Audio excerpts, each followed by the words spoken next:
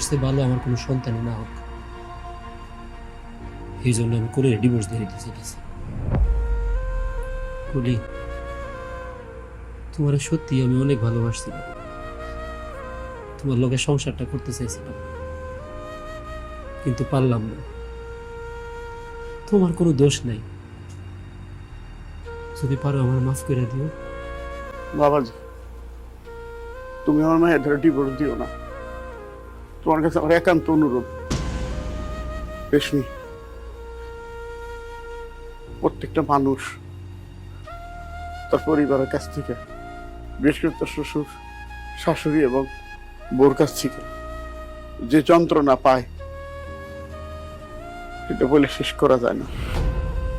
একটা মানুষ বাইরে যত কাজকর্ম করুক সে ক্লান্ত হয় না, কিন্তু বাড়িতে এসে যখন দেখে তার বউ, শাশুড়ি ঝগড়াঝাটি করতেছে, তখন সে ক্লান্ত বোধ করে, তখন সে অসুস্থ হয়ে যায়, অসহায় হয়ে যায়। তুমি আর কখনো জামাই আর কলির মধ্যে খবরদারি করো না। টাগুর সমস্যা টাগুর উপরে ছেড়ে দাও, ওরা মিলাজিলা থাকুক, ওরা সুখে শান্তিতে থাকুক। আমরা বুড়া মানুষ, আর কতদিনই বা বাঁচব?